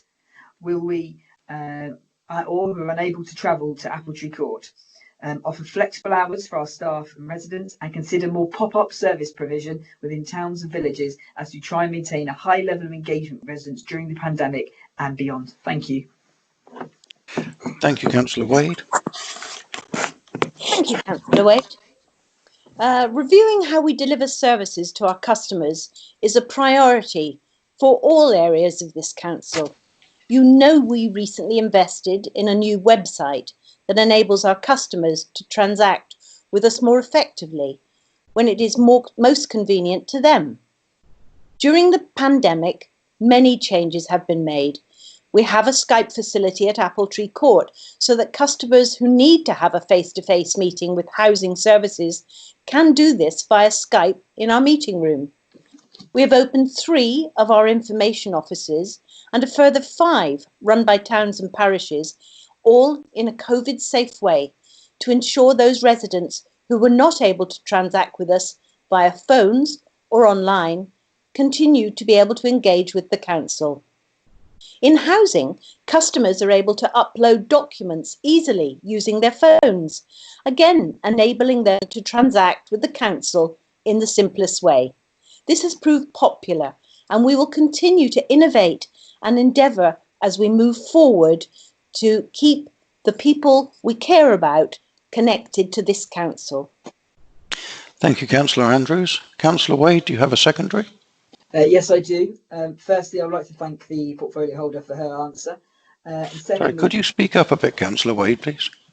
Of course. Is that better, Chairman? A little bit, thank you. Thank you.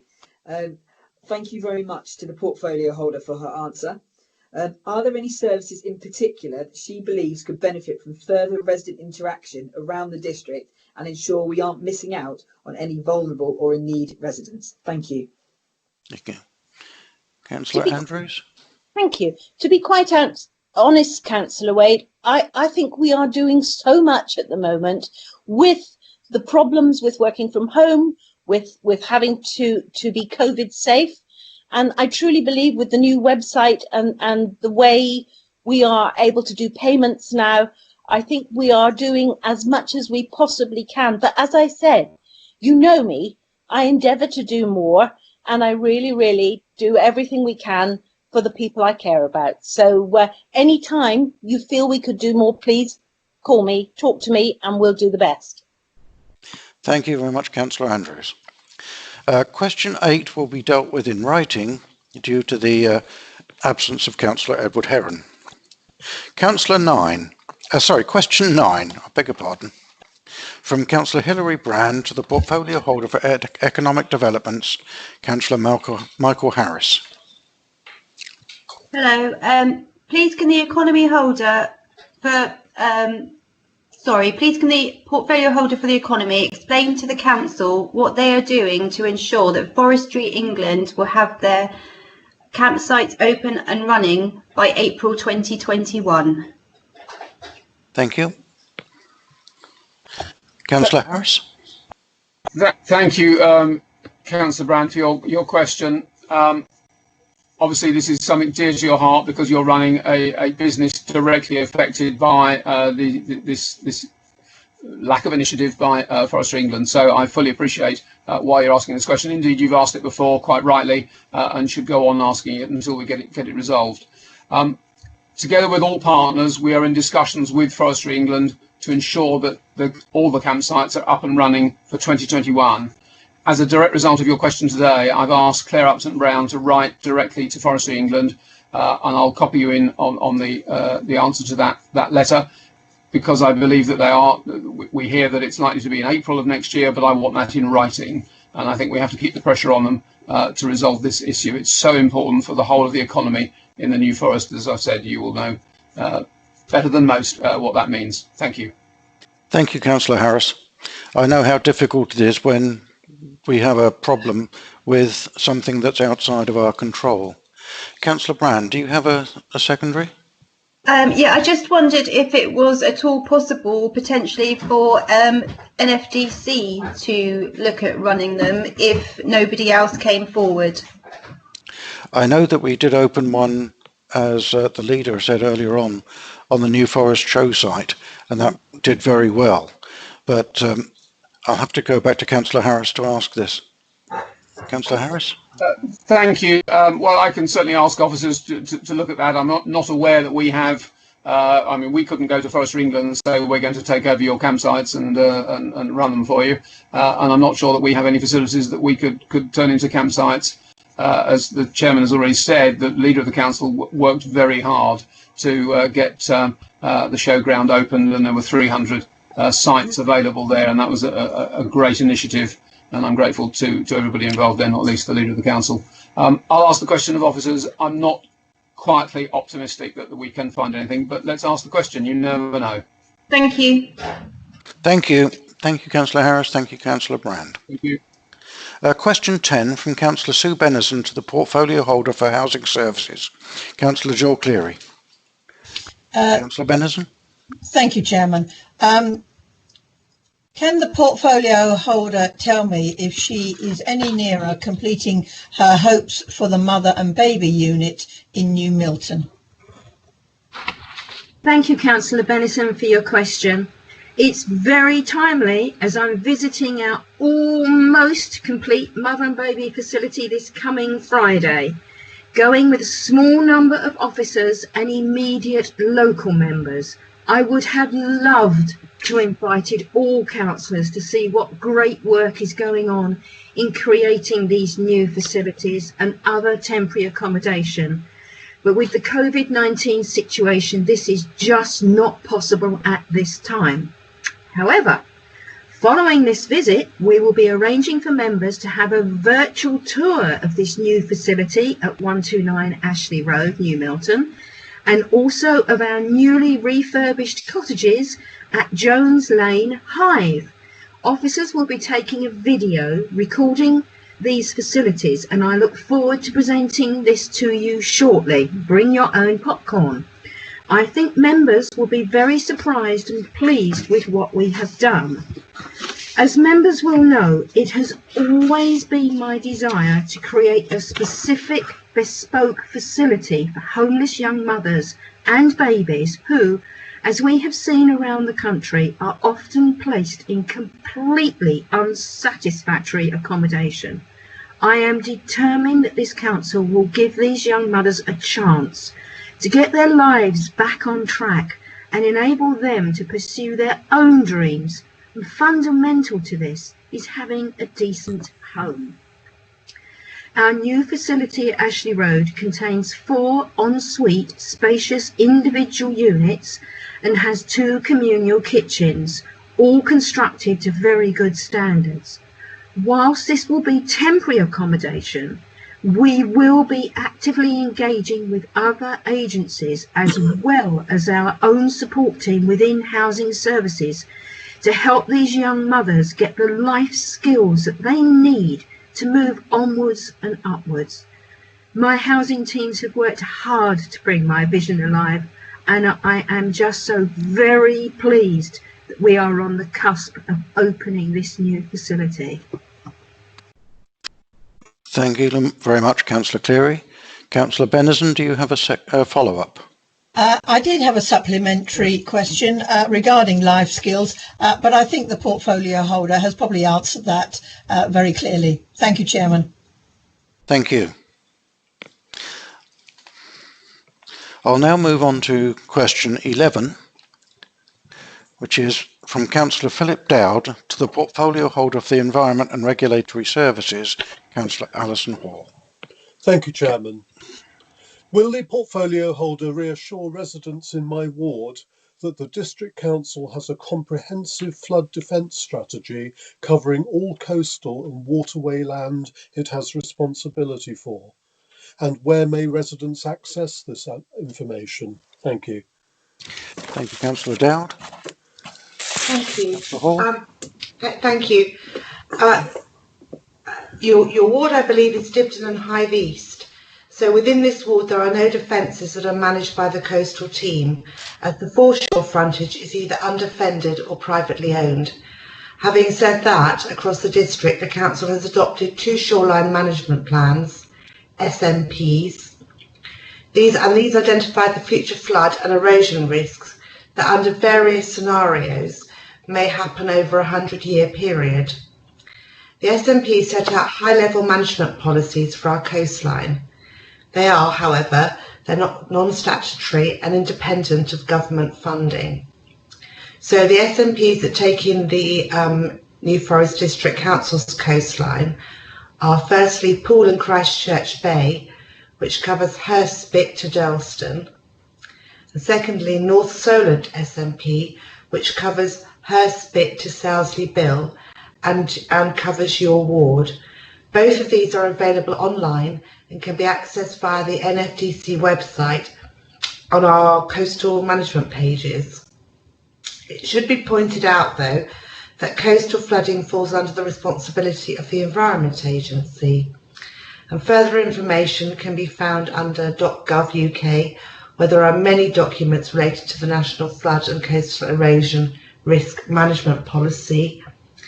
And what you might be interested in is that on the 14th of July this year, the new National Flood and Coastal Erosion Risk Management Strategy for England was put before Parliament.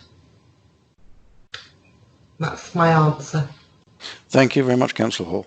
Councillor Dowd, do you have a secondary question? No, thank you, Chairman. Thank you very much. Thank you, Councillor Hall. Question 12 from Councillor Alexis McAvoy to the portfolio holder for economic developments, Councillor Michael Harris. Thank you, Chairman. I read recently that Her Majesty's Treasury were requiring all local councils to return any unspent discretionary grant fund monies. These monies were intended to support businesses struggling with the economic impact of COVID-19. How much, if any, of these monies has been returned to HM Treasury by this council? Thank you, Councillor McAvoy. Councillor Harris. Thank you, Chairman.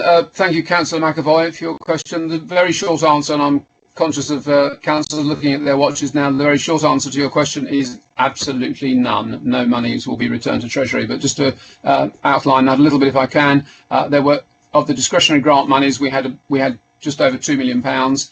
We went through 3 iterations in order to try and get that money to as many businesses that, if you like, had fallen between the gaps in the other massive funds that the government put out to support businesses as a result of COVID-19. I can confirm that following the final round, which ended only last week, and focused on premises with a rateable value of above 51,000, we spent our entire budget and therefore will not be returning any. As I've said, the total numbers of grants that we made out of that 2 million was 351 to New Forest businesses. It's worth mentioning also very quickly that the rates-related grant scheme that we handled on behalf of Treasury has also now closed, with the deadline having been last week as well. Under this scheme, we issued £41.1 million to around 97% of those eligible businesses in the New Forest, and payments were made from that to a total of 3,410 businesses. Thank you. Thank you, Councillor Harris. Councillor McAvoy, do you have a secondary question? Well, a very quick one. However, I think Councillor Harris has already encroached on my question by giving me an answer. But if you can just clarify, Councillor Harris, how many businesses in the New Forest were we able to support with funds provided by the government? Thank you. It's 351 out of the discretionary grant monies and 3,410. So let's add that up. That'll be 3,761. Thank you very much, Councillor Harris. Thank you. I'll now move on to question 13, and I hope people don't mind that I'm overrunning my 30 minutes very slightly, but I think we have the last one, so we'll try and handle it as quickly as we possibly can. Question from Councillor Mark Clark to the Leader of the Council, Councillor Barry Rickman. Thank you, Mr. Chairman. Is the Council aware of the last-minute changes to the law to grant emergency planning permission for it to build a number of temporary, up to 5 years, no-deal Brexit lorry parks in 29 council areas, and 2 of those council areas include Hampshire County Council and Southampton City Council? Therefore, does this council know of any such potential parks on the planning which might adversely affect the NFDC area, and have there been any discussions with those councils about the implications of these possible arrangements on our district? Thank you, Councillor Clark. Councillor Rickman. Thank you, Councillor Clark. The council is not aware of any such parks within the New Forest area. Thank you very much for a very concise answer. Councillor Clark, do you have a secondary? No, I'm very pleased to hear the answer. Thank you very much indeed. Thank you very much. We kept that one nice and brief. So now I'll go on to agenda item 9, decisions taken under delegated powers, Milford-on-Sea, Westover seawall failure and urgent works. In accordance with the Council's financial regulations, this matter is being reported to the Council following the decision taken under delegated powers. I would like to move the recommendation as set out on the agenda that the Council notes that the decision taken by Section 151 officer and ask the Vice Chairman to second. Councillor Tipp, do you wish to second? I certainly do, Chairman. I fully support this. I think it's absolutely vital to protect our areas on the coast. Thank you. Thank you very much, Councillor Tipp. Do we have any speakers on that? I have no RTS. Thank you. Members, I trust that the recommendation is noted. Thank you very much. Agenda item 10, delegation of powers to officers. Members, I would like to move the recommendation as set out on the agenda and ask the Vice Chairman to second.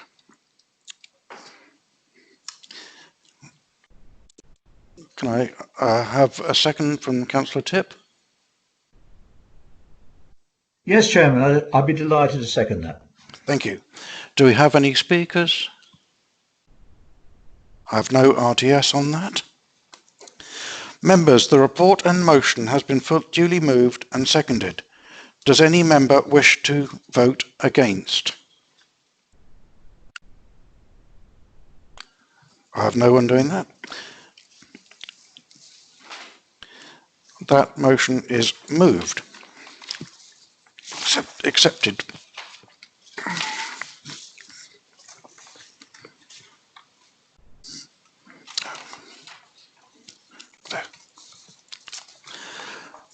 Agenda item 11, meeting dates for the 2021-22 municipal year. Members, I would just like to highlight that the paper copies issued to the councillors have the incorrect year for the final 3 dates on this item. The correct dates were included on the published versions online. To clarify, I would like the council to agree the following meeting dates for 2021-22. 17th of May 2021 already agreed. 12th of July 2021, beg pardon. 6th of September 2021. 11th of October 2021. 6th of December 2021. 21st of February 2022. 11th of April 2022, and the 6th of May 2022, the annual meeting. 16th of May. Yes. 16th. That's what I did say, yeah. Yeah. Thank you. Agenda item 12, membership of committees and panels. Do the political groups wish to propose any changes to committees or panels? Councillor Cleary. Conservative group have no changes, thank you, Chairman. Thank you. Councillor Harrison. The Liberal Democrat group have no changes, Chairman. Thank you. There are no items which I consider urgent. Therefore, this concludes the business of the council meetings, and I declare the meeting closed. Thank you very much.